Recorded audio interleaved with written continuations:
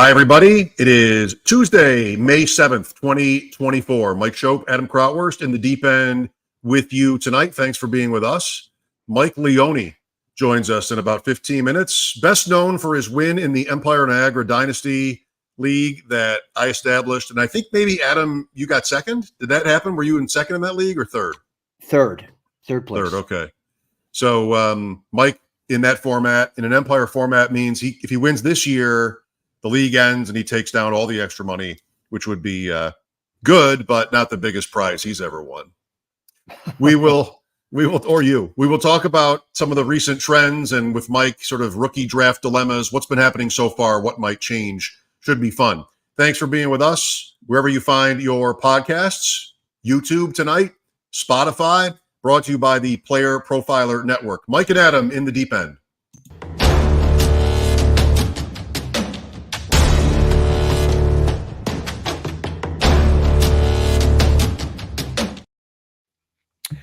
It's rookie draft season. It's golf season.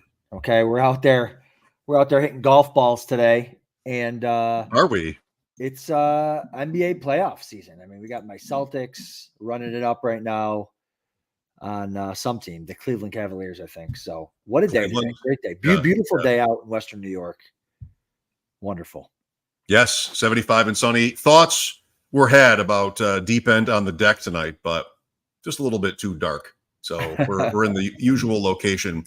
Rookie draft season, or is it almost? Does it almost feel like it's a little bit over already in only a handful of days? Why I say that is I'm at this really annoying stage or phase of these FFPC Dynasty drafts.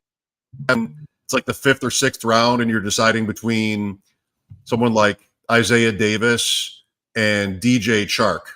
You know, like all those veterans, those leagues force you to cut you cut to 16. So there are, like, I picked up Keaton Mitchell in one of those when it gets to a point where you think the veterans are worth as much or more than the rookies, but it's also I'm a little bit self-conscious about doing that because in these drafts, you tend to want to just pick rookies. Then you get to a point where it's the 4th running back on the Jets versus, a starting wide receiver who's been in the league. He's boring and maybe a little not what you want to be doing, but feels right. Yeah, no, I completely agree. And I love going on like Fantasy Mojo, the ADP over there, and seeing stuff like, so I'm on the Superflex ADP, Dynasty Superflex, and you get like the Bryce Young at the 107 in one league he was available, or Kirk Cousins at the 108 in the one league he was dropped. You even get a Tony Pollard in the mix, the 202. Like he lasted the 202. Like I get it, but that'd be fun though to be in a league where a guy like that is on the board, because every podcast is failing to include Tony Pollard in the rookie draft rankings. Like why would he be there? So I love that format so much. FFPC makes it so interesting with the cuts. They're pretty tight, and then you get situations like this. I mean, is Pollard somebody there would have been justification for cutting? I guess, yeah. I mean, if you think last year was such an interesting year for him. The fact that it was supposed to be the year that he had the backfield to himself and he was going to break out or whatever. And then to completely bust. I mean, he's a guy that, like, he didn't bust because of injury. He busted because he stunk. And so, like, what do you do with him now type of deal? He's still 27 years old. 27. So it's like, he's not super, he doesn't have a ton of wear and tear. I'm kind of surprised that he would let, you get the running back kind of hate, Darren talks about the running back thirst, but you get the running back hate in a lot of these. God, there was even a Josh Jacobs team. Holy cow, they would want Josh Jacobs with the 109. But how does Josh Jacobs last to the 109? So eventually, you want to help your team this year too. Like if you got a decent team and Jacobs ends up being an RB1, I mean, that could certainly help you. And how far down do you get before you have no clue what these players are going to do? Like even you get to Keon Coleman, like I don't know how he's going to do. Brian Thomas, I don't Xavier Worthy. I mean, how many receivers have the Chiefs drafted that have done nothing? Look at you! Look at you! You're feeling it. Sky Moore, Kadarius Toney, they didn't draft him, but yeah. So you can certainly go more of the sure thing. I think that's what you were talking about. Like we first started. Like when do you give up like the sure thing as far as like fantasy production this year for that shot down the road. I think the first real interesting one that comes up, let me just pull it up here because I'm staring at it. Is Zamir White. Zamir White was available in 8 leagues actually, and he went to 204. Now he's the guy there, right? I mean, it's interesting to see like where people have him and to see him. I mean, the highest he went was the 201. Zamir White, starting running back in his 3rd year, right? So, or second or third year. So. But look at the names around him. You already talked about Pollard, Ramondre Stevenson, even Jalen Warren. Yeah. Is it also Dalvin Cook down there? Yes, there's a Dalvin Cook. Wow. God, yeah. See that's a guy. That's a no for me, dog. That's a no. Yeah. Tajay Spears. Yes. Well, yeah, there you go. That's really fun. And one league. That's one of the questions. Maybe the first question I would want to bring up with Mike Leone tonight is just where would you break from the rookies? And I think, that 7, 8, 9, the 3 examples, I think not Pollard, but some other ones you read, 107, 108, 109 in Superflex. That's where it's like, everybody knows what to do between 1 and 6, like you're picking one of the receivers or the quarterbacks, even Bowers. But when the first running back, and then also, I mean, Roma Dunze versus Bo Nix is like oh my God, what am I really have to do this? What do I? And if you have Josh Jacobs as a third option, that makes it even more complicated, but interesting. I'm in a couple. I want to talk about our 750 team we've been talking about on the show a couple times recently before we wrap and then bring on Mike. I'm in a couple of the 250s. Yeah. FF is 250 bragging? No. These are teams I picked up last year because, in a cocky way, probably I thought I could help them. And did you? Did you help them? Not yet, but with an orphan, you need time usually. So yeah, of course. I did go after Pollard. Was actually somebody I traded for a mid-first, middle of last season. Teams going for the playoffs made sense to me, and so in one, Drake May went 204.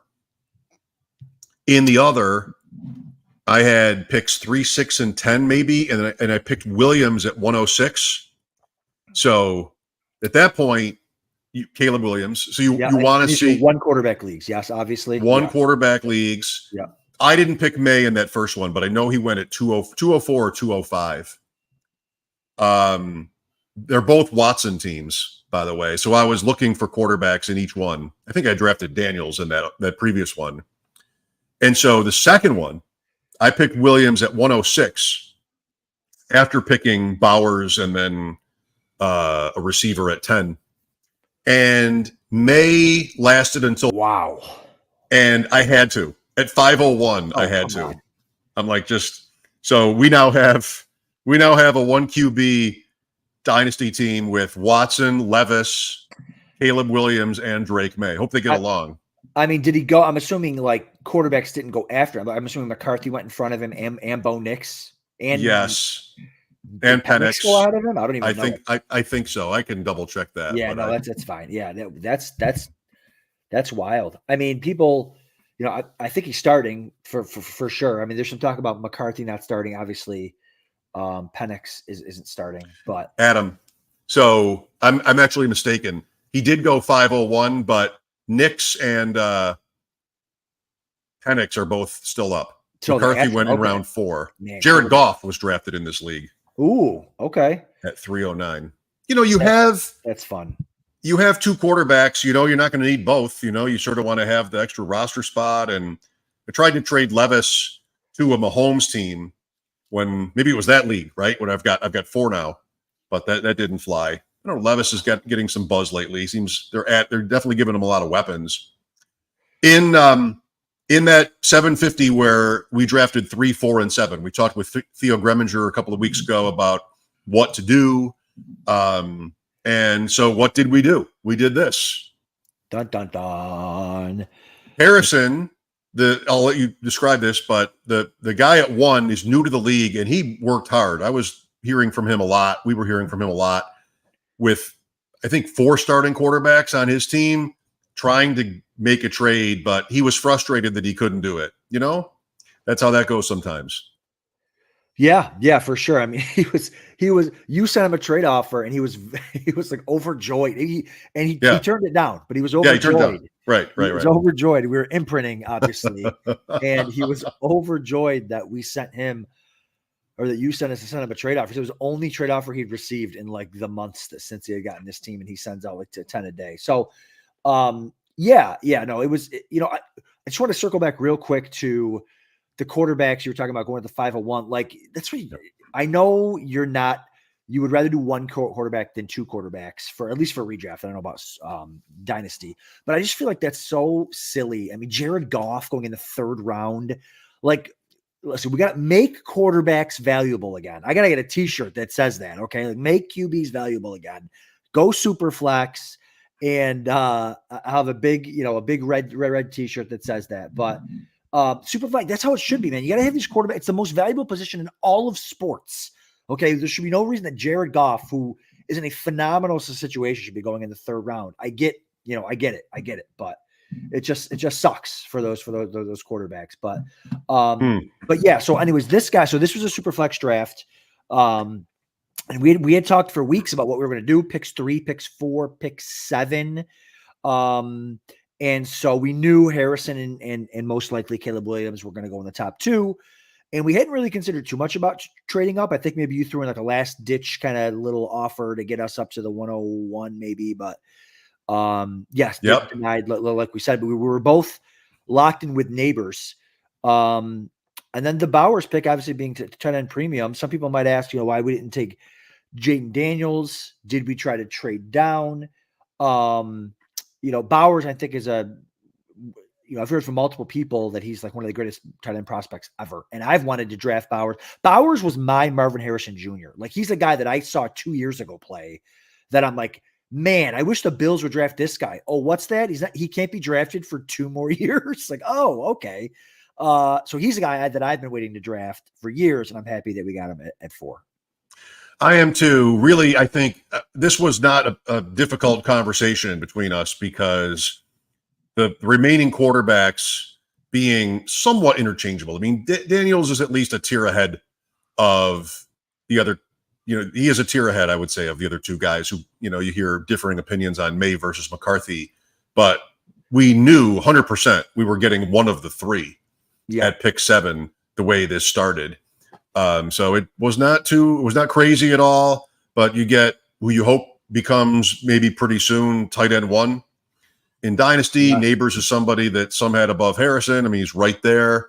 You miss out on Odunze this way and Daniel specifically, but we ended up at May over McCarthy. It surprised me that you were easy on that. This is a team with Josh Allen and Levis and Watson. I guess I have a type. I don't know when it comes to fantasy, but I think May we have time, and I expect him to sit at the start of the season at least. So I was glad for that because I think McCarthy probably has a lower ceiling. Everybody seems to think so, but will probably also be more productive this year. Yeah, no, you dig in a little bit more after the draft happens, and McCarthy has a great landing spot, but I've been burned so many times on just disregarding kind of the prospect profile and taking landing spot.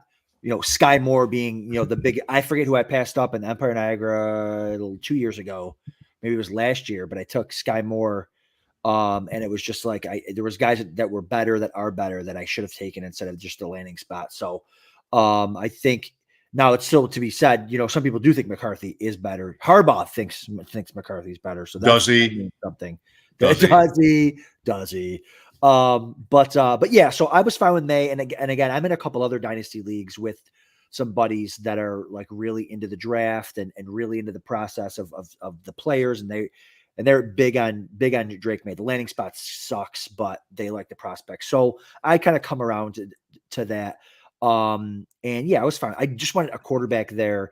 The interesting thing was if I was, and I'm not saying, I'm just saying this like for what, just for the sake of discussion on the podcast. And I think, like I'm a big Jaden Daniels fan. I think, if we didn't go, if it wasn't Bowers, I would have really fought for Jaden, or not really fought.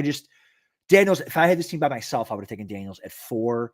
Or because the thing is, you don't want to get too cute. Well, why don't you trade back? We discussed that, but it's like we only want to go back like one spot. So it's like if 5 doesn't want to trade up one spot, then you're kind of stuck just taking the guy that you want. And the thought of having, so we have Dalton Kincaid on this team too. So the thought of having bully tight end, maybe the top 2 tight ends for the next 7 or 8 years.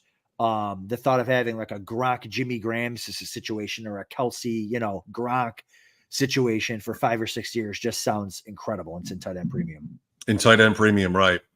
So pretty good. I like how that started, and it's been a fun week, little less over at FFPC with these rookie leagues, even if now we're trying to figure out which of these so-called dusty veterans we might prefer to the remaining rookies. We'll talk about some of the other challenges and dilemmas with Establish the Run's Mike Leone, friend of ours here in Western New York as well, after this word from our sponsor.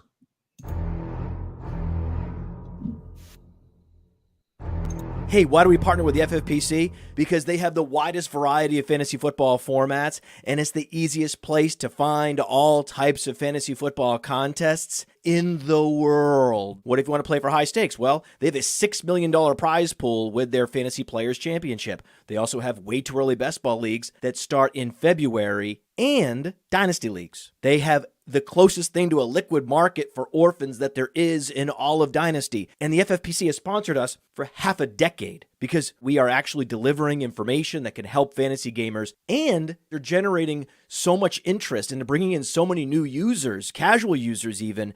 The FFPC creates a unique experience where you can both compete against the best and make money. Use promo code UNDERWORLD to get $25 off your first team. $25 off your first team at the FFPC with promo code UNDERWORLD. Go get it!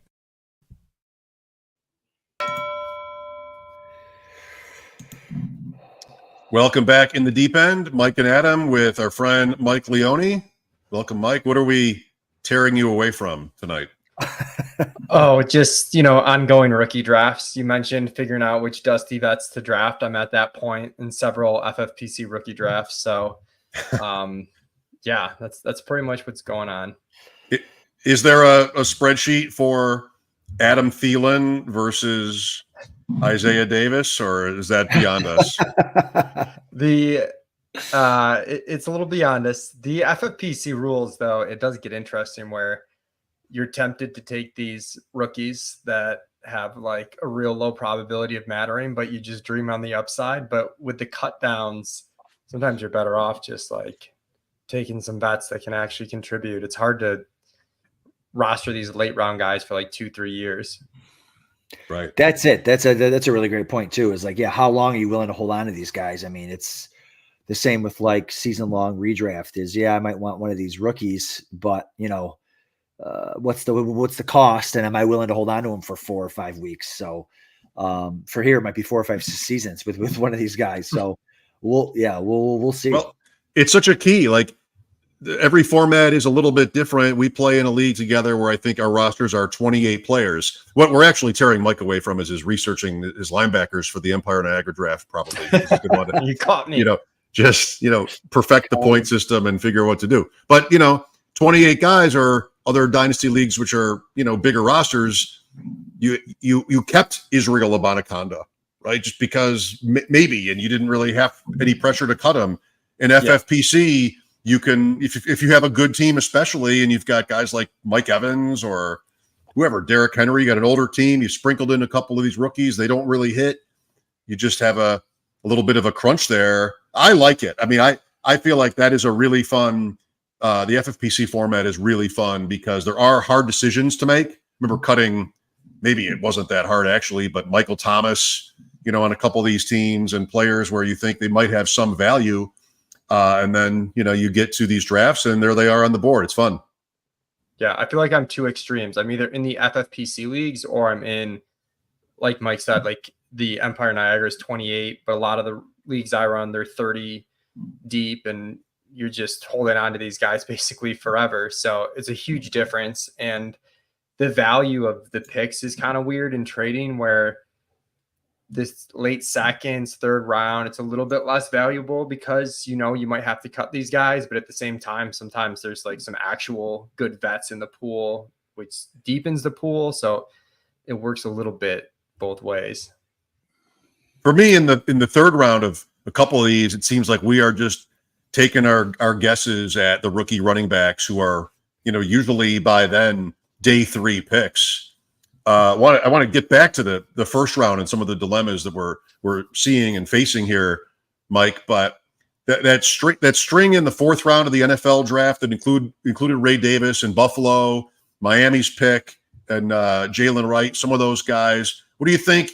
You know, either specific to certain players or in general, those players' chances are of, you know, mattering in the league. We've all talked about how the draft capital metrics have changed for running backs by NFL teams. Nobody again this year in round 1, but does that necessarily mean 4th and 5th round guys are going to get a real shot? Yeah, it just makes it murkier, I think.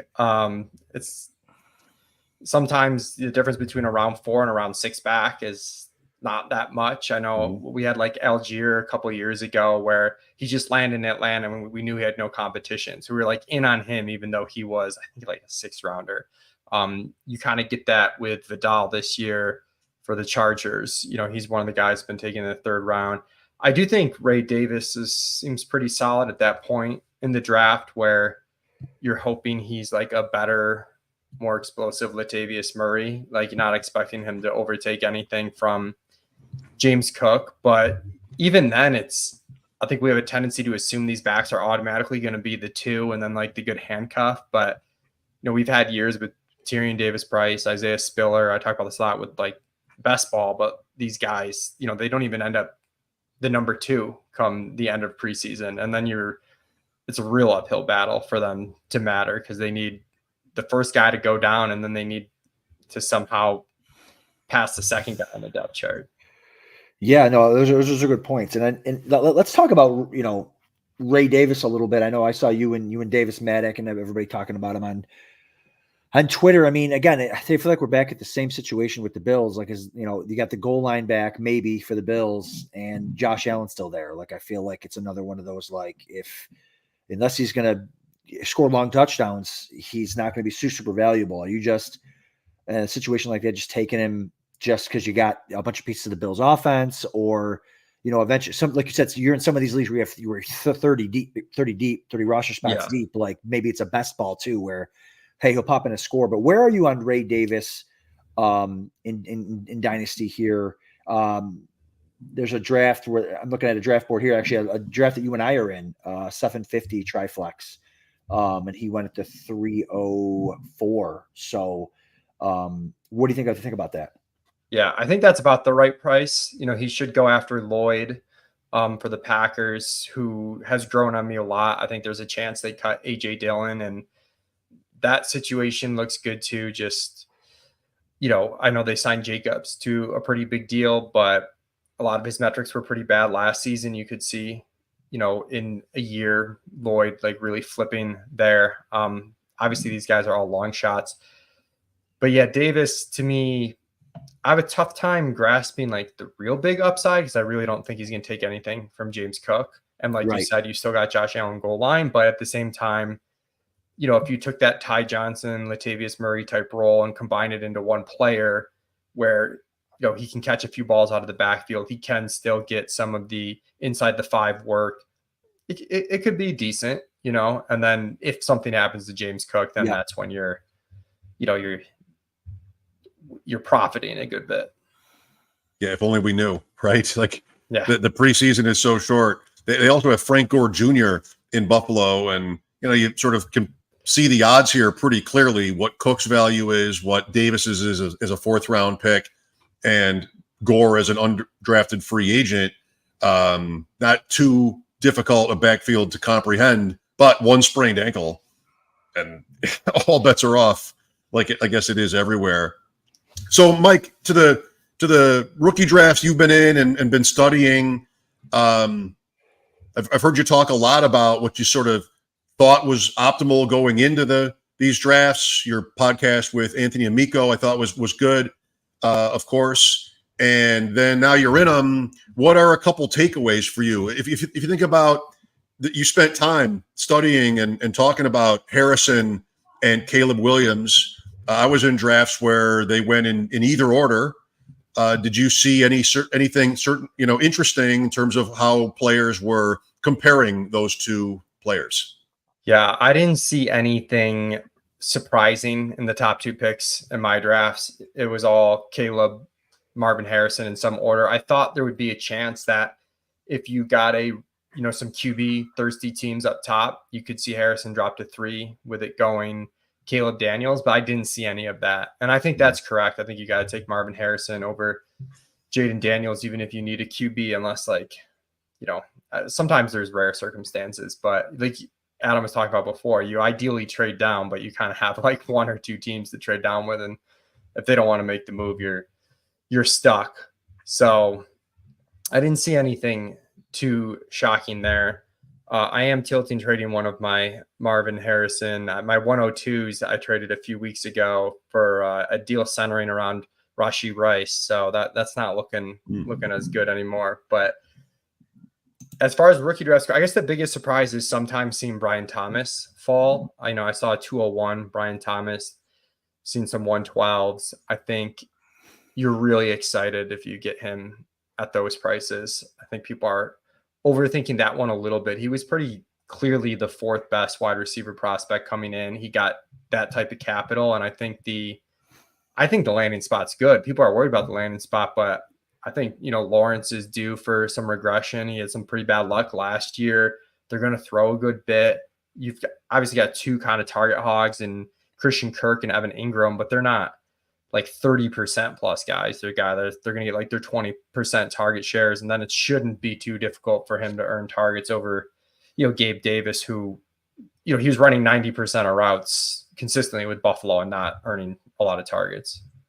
Yeah, I think Gabe Davis had like 3 zeros last year in fantasy production playing with Josh Allen. So no, those are all great points, Mike. You were talking about like the 1-2 consensus. Did you have, a 3 and 4, or maybe even more, regardless of like what your team needs were, or is that where like team needs kind of come into play? Or because Mike and I were talking, Shope and I were talking earlier about how we had the 3, the 4, and the 7, and we went Neighbors, Bowers, May, and I'm in a league here with you where you had the 3 and you went Neighbors, passing on Daniels, and then at the 7 you took May. So was that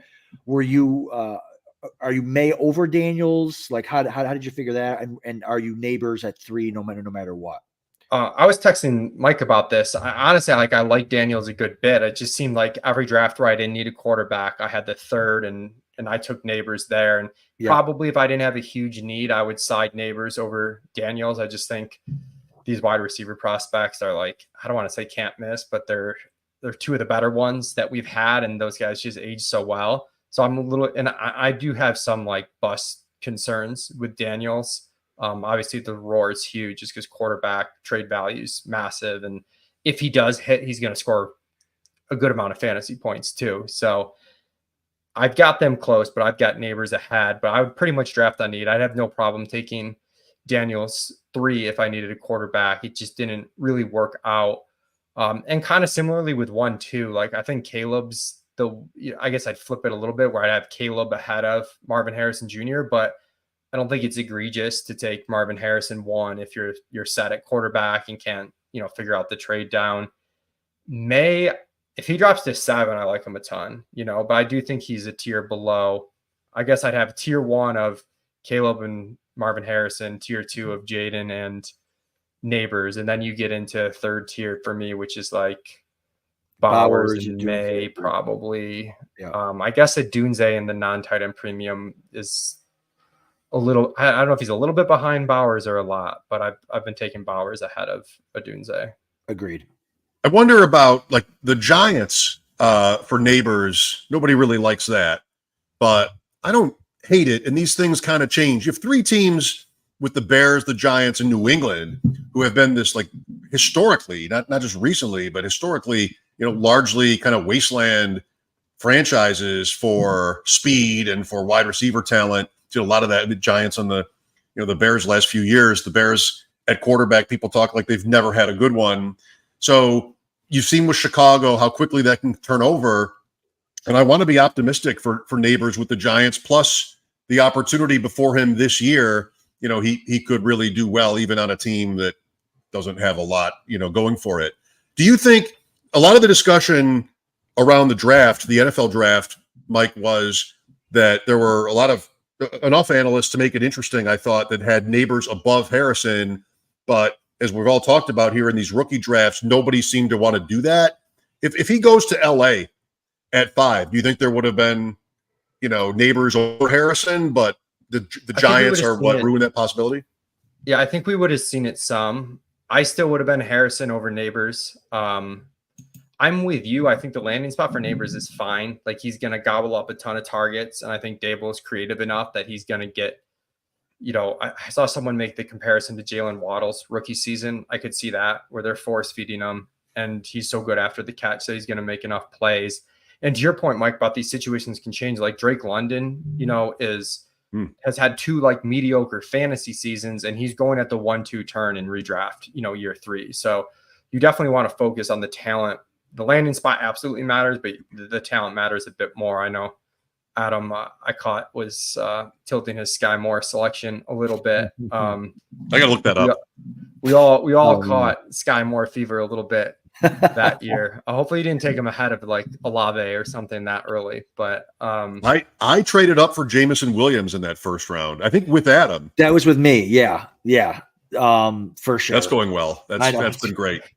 I definitely took Jamison over Olave in my rookie draft, so that's things. He's not as dead as Sky Moore, but it's not looking great. Do you remember why? I mean, Williams was hurt too. Do you remember why? I think I was really just into the upside. I know Olave was one of those guys that had, I think he was a non-early declare, and he had a couple things where the, Dynasty community that I'm paying attention to was pretty split on him. And then for Jamison Williams, I was just so excited about like just some of the absurd speed and metrics that he had. I'm still hopeful that me too. We talk about this. Chance. These plays, all right, Jamison Williams, whatever, all the different negatives that have been put up on Williams. These plays, the San Francisco game, he had a touchdown against New Orleans. That was insane. It looks like he's running so much faster than anybody else on the field. Can the actual Detroit Lions not make that work?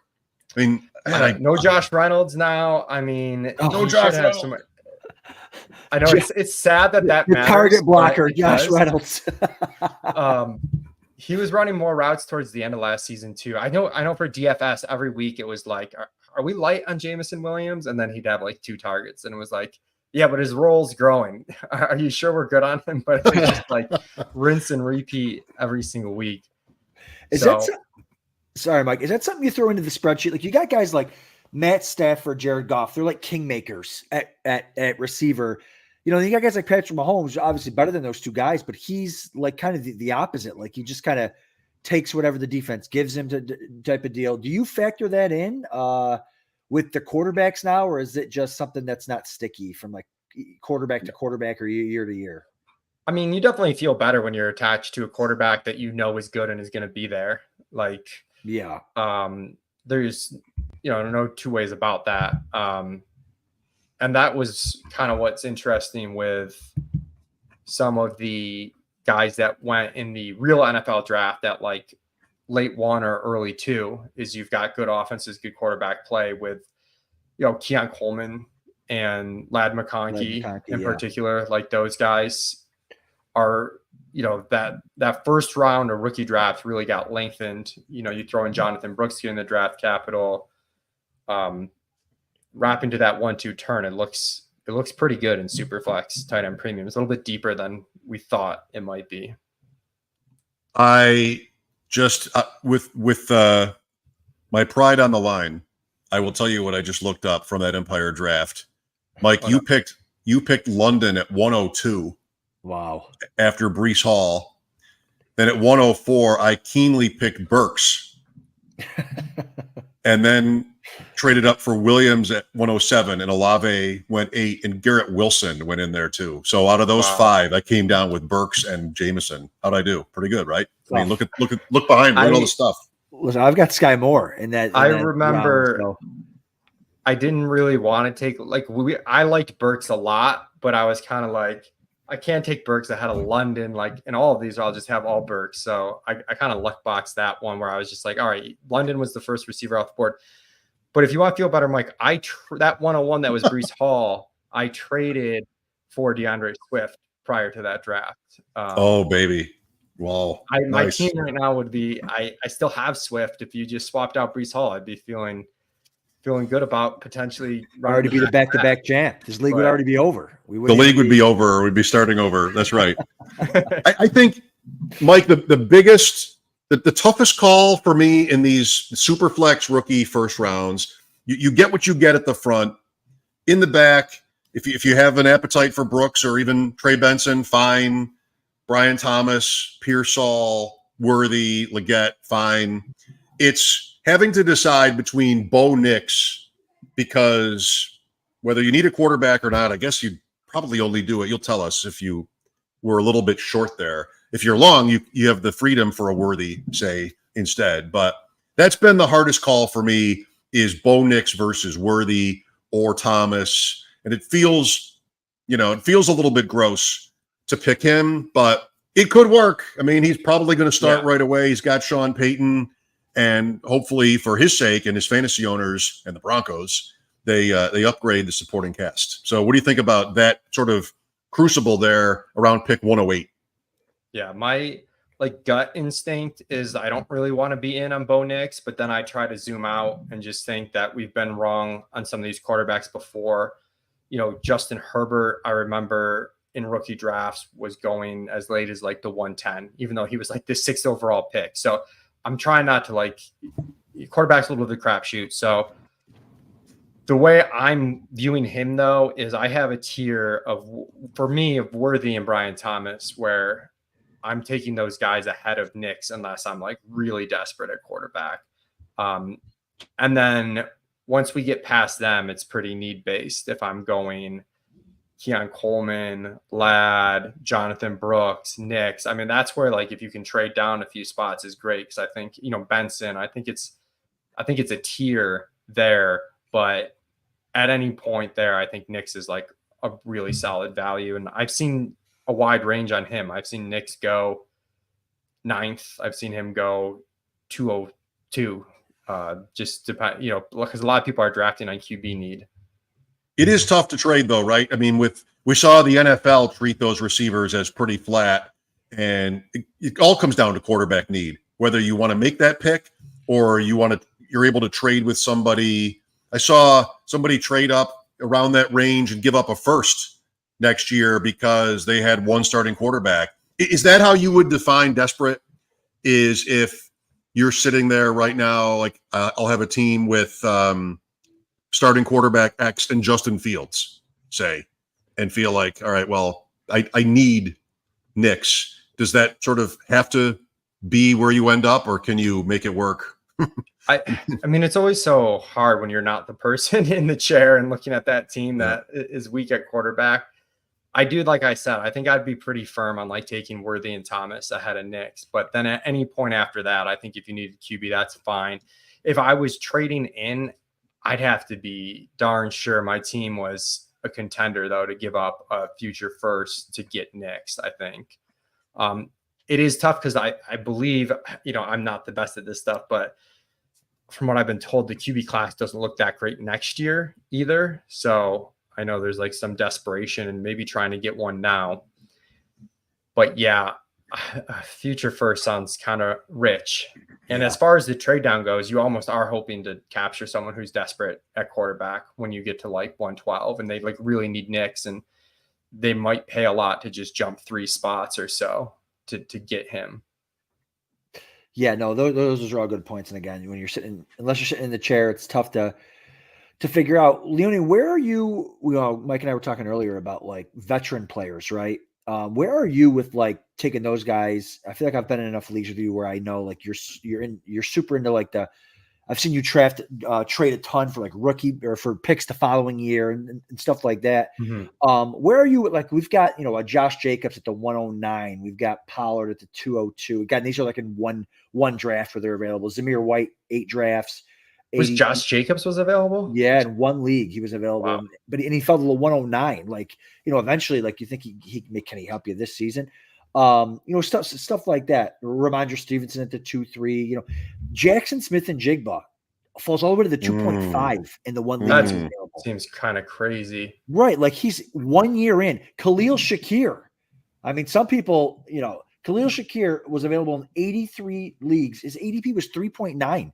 He's in his 3rd year. Like he might be, their number 2 target. That's where it gets really tricky too with the cuts and like you're trying to think, because I had a few of those where at first when I saw some of the bets, I'm like, these guys should go like mid-late 2. And then as you're drafting, you're like, am I taking Shakir or Xavier Leggett just fell to the end of the 2nd round, and it's like, I think I'm taking the 1st round wide receiver. Me too. So that's what happened. I know I've taken Curtis Samuel in one of these, but that's probably like mid-late 3s when I start taking the bets. A lot of Rico Dottle, some Zeke Elliott, if you need running back. And a lot of times too, once I start getting towards, I'm in a lot of the triflexes where you're going to cut down to 20 players prior to the start of the season. Once I get to like 20, I'm kind of just taking 0 RB bets like you would in redraft, right? Like treat it like straight redraft and get as many as possible. And then hopefully by the start of the season, it's kind of obvious if you're going to cut them or, an injury has happened and they're very clear keeps. That sprained ankle. One more from me, Mike, just maybe not necessarily Dynasty, but it can be. I wonder your thoughts on tight end so far this year with, a split on Kelsey, who obviously bounced back huge in the postseason, maybe erased any further speculation about whether he's in decline. You have Laporta's season, you have McBride's amazing resurgence, and then of course Kincaid plus Bowers in there. It's kind of a fun year at tight end. Does it end up? Is there a prevailing strategy you like, or just a thought on how to play it in a certain format or two? Yeah, and the FFPC slim best balls that are going right now, I do quite often find myself taking a tight end in round 2, between Kelsey, McBride, Laporta, even, Kincaid at the 2-3 turn, Andrews and Pitts in 3, I think makes sense. Like I'm quite often getting 1 or 2 tight ends. I think like the, tight end 9 to like 15 or whatever is just propped up too high. I feel like that happens a lot where you miss the elite tight ends, you get desperate on those. So generally really in the tight end premium, trying to get one of those top guys. And then if I don't, just going with a collection of guys late. As far as Dynasty goes, I don't know if a ton of that translates. Like Bowers is obviously exciting. I think he's a little overdrafted in straight redraft right now, but okay. Yeah, no, I agree. I mean, Bowers is obviously really nice in Dynasty, but redraft's interesting. I mean, I know this is a Dynasty show we're doing tonight, but where are you at tight end for redraft, Leone? I know like it's kind of a different year. We don't have Laporta's going as the tight end 1, but like, it's weird. Like Kelsey's fallen to like the tight end 3 in a lot of these drafts into the 2nd round. Like there's not that like league winning kind of mentality behind the tight end 1 this year. Are you wait? I know Mike's got a lot of late round sleepers he likes. Are you a wait guy, or are you like, hey, I still gotta have one of them? I'm like early or wait. Yeah, I'm pretty binary. Early or wait is pretty much what I'm doing. At the top, I don't have a huge preference. I think, in the half PPR format, Laporta's efficiency like pretty much makes him 1. But once you get into tight end premium, I think Kelsey and McBride are like right there with the catch volume. So I think those are close. And then that's where Kincaid moves up too, where I just think Kincaid's probably going to catch a ton of balls, I don't know what the efficiency is going to look like, but he should really catch a ton of balls depending on, how often this Bills offense throws, which is, I think, a bit of a question mark this year. And I'm, interested to find that out. In the Underdog Big Board tournament, the one that predated the NFL draft, I did a few, which was like, I was sort of wanting to pick 2 or 3 tight ends with my last picks. That would have been Jonnu Smith, Mike Gesicki. I know Cincinnati drafted a player, Eric All, Davis Allen with the Rams, guys like this. That I think I read from you last year, the 4 tight end option. That was Best Ball Mania, but I sort of got excited about that because I thought some of the veterans who were moving around where there were openings made sense. I like to cobble together like some of the pure upside plays, like likely Sinnott, the rookie from Washington, some of those guys. I might even take them earlier than I like them if I know I'm taking 3 at the end, because I can generally get, like you mentioned, Gesicki, Jawan Johnson, Chigakonkwo, some of these guys real late, I think are in play. I haven't done the 4 tight end yet this year. Levitan is ripping. He does not like the 4 tight end, but I do think there's some, if it's literally your last 4 picks and it's a 2 QB team, I can see it. I think it's a small percentage of teams you'd want to do it on, but yeah, I do think drafting that upside tight end, even if you think it's shaky, when you're taking 3 or 4 late, like draft that upside tight end first. That's why last year, that's how I got my Laporta exposure, where I was kind of behind ADP in a vacuum on Laporta, but these teams where I knew I was drafting 3 or 4 in a row anyways, I would just switch the order to make sure I got the upside guy first and then take like this, quote unquote safe guys. Ty Conklin's another like Henry, boring guy, Henry, like, and these guys are such tight end or bust that,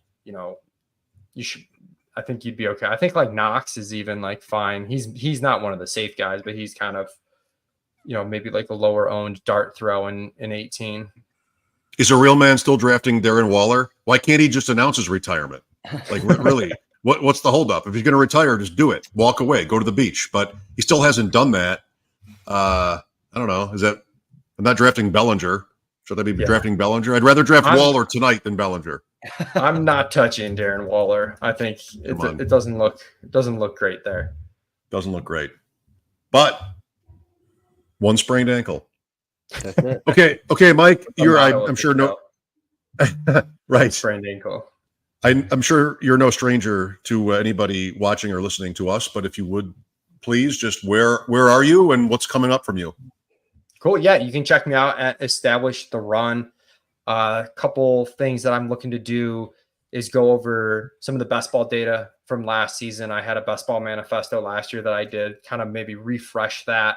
I'm not going to do a new one because I don't think it's called for, but refresh that. We've got all our rankings for all the different best ball formats in our best ball package. So make sure to check that out. And as far as Dynasty stuff, I do want to do an article about approaching the running back position in Dynasty and how our ranks are generally pretty low on running backs compared to the market, and how you can kind of make that work even if you go pretty light with the running back in your startup draft. Mike is I'll say proud, you'll correct me if I'm wrong, alumnus of Canisius High School here in Buffalo. My son is a freshman there. And this Friday is the senior prom. So I don't expect to see you there, because why would you be there as an alumnus? Like, why would somebody like Mike Leone be at the Canisius senior prom? But I will be there from 11 p.m. to 2 a.m. dealing blackjack. Oh okay. Also, shout out to your son. Sounds like he's crushing it on the lacrosse field. That's right. Yeah. Thanks. I might get Instagram just to see Julius's highlights. I might have to get an IG account. Okay. Yeah. Well, given what Mike told us was the theme of the show, let's not go any further with his season. But yes, dealing blackjack to the seniors in the after party on Friday night. I look forward to that. That's the job I was born for. All right. Sure. Well, thank you, Michael, for coming by. I'll see you at the Empire Niagara draft in June, if not sooner. Yes, sir. Thanks, guys. Talk to you later. See you, buddy. All right. Adam, final thoughts? No, that's it. Thanks for coming on. We got the Empire Niagara kind of. Is there a Scott Fish Bowl in our future? A live draft in Buffalo? I think so. Okay. I'll have to talk to Luigi about that. Luigi, July. the man for We've that. got a little Okay. work to do on that front. I have been negligent, but yeah, we're signed up. Do we So have a hopefully location you yet or are. no? A possible. We do the same location as Love last year. Perfect. Fatty Beer in North Tonawanda. Love it. Okay, so I'm sort of in the mood to draft tonight. I'm in. You just listen offline. Hey, hit me up. I know I'm jonesing too. So maybe it's a underdog. Maybe it's an FFPC. We'll see. I have not drafted a Best Ball Mania team yet. I think I've done 3. So I what's- get the what's the 101. deep end? I felt like you. I twice, the second time I just forgot that the first time happened, tried to sign up from my dining room table, and underdog, as far as they're concerned, I'm in international waters. I'm so close to Canada that I've told you this before, I'm sure. I've hopefully mentioned it on the show. I literally walk to my backyard to be able to sign up for underdog drafts. It's funny. I mean, it's how it is. I've interacted with them. It's not a bad thing. It's just I'm right on the river across from Canada, and we don't have the technology apparently to be able to, even though I'm on the family Wi-Fi. Amazing. But still, I'm not able to what play. you can do is you can look south into Canada. That's what you can do. What if I go to Beaver Island? I can look south into Canada, just That's like right. those who went to the NFL draft in Detroit could look south into Canada, into Windsor. That's right. Perfect. You have a good memory. All right, Ridgemont. Well, thanks for your efforts tonight. Congrats on everything, and we'll be on next week, right? That's the plan. Tuesday. That's the plan. Tuesday for sure. We have a draft schedule coming out soon, so everybody can see which nights through the spring and summer we're doing which drafts. Even sign up to play with us or against us.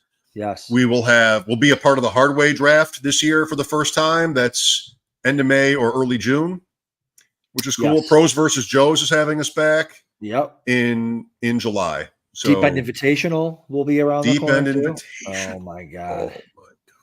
Deep End Invitation. Okay, everybody.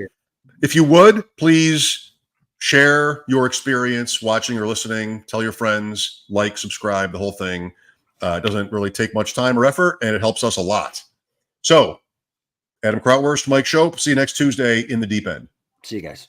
From the Podfather to you, I deeply appreciate you tuning in. And many ask, what can I do? What can I do to help support the hosts, the research they do, the production costs? Go to PlayerProfiler.com, Dynasty Deluxe, World Famous Draft Kit, Rankings, DFS Dominator, and of course, Data Analysis. Subscribe to any one of those, and you support all of us and take Player Profiler to the moon.